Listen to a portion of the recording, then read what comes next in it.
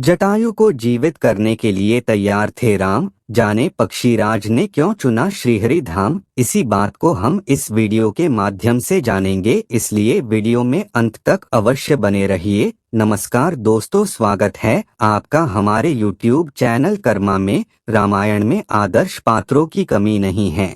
इन्हीं में से एक हैं गिद्धराज जटायु, जो अयोध्या के राजा दशरथ के मित्र होने के बाद भी प्रभु श्री राम के अनन्य भक्त थे।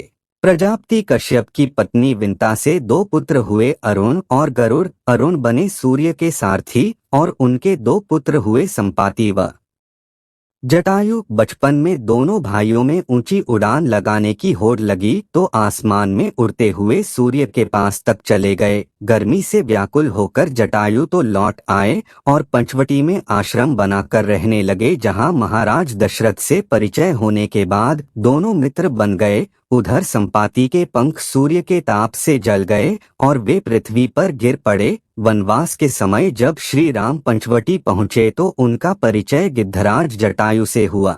उन्होंने पिता के समान आदर दिया। जब स्वर्ण मृग का शिकार करने के लिए श्री राम कुटिया से निकले और आर्तनाद सुन सीता माता के कहने पर श्री राम को बचाने लक्ष्मण जी चले तो रावण ने सीता जी का हरण कर लिया। सीता माता की आवाज सुन उन्हें बचाने के लिए जटायु बलशाली रावण पर टूट पड़े और एक बार तो रावण के बाल पकड़कर उसे भूमि पर पटक भी दिया, किंतु वृद्ध जटायु अधिक संघर्ष नहीं कर सके।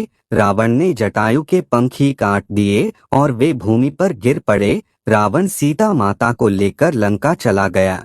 इधर सीता जी को ढूंढते हुए श्री राम ने मरणासन्न जटायु को देखा तो भाव विह्वल हो गए। जटायु ने बताया कि किस तरह रावण ने उनकी यह दुर्दशा की है और सीता जी को दक्षिण की ओर ले गया है। जटायु ने आगे कहा, मैंने तो अपने प्राण आपके दर्शन के लिए ही रोक रखे थे, अब विदा होना चाहता हूँ, आज्ञा दीजिए। श्री राम ने उनसे कहा, आप प्राणों को रोकें, मैं आपको स्वस्थ कर अजर अमर कर देता हूँ। जटायु तो भगवत भक्त थे, उन्हें शरीर का मोह नहीं था। बोले, हे श्री राम, मृत्यु के समय आपका नाम लेने मात्र से व्यक्ति मुक्ति पा जाता है, फिर आप तो मेरे सामने साक्षात खड़े हैं।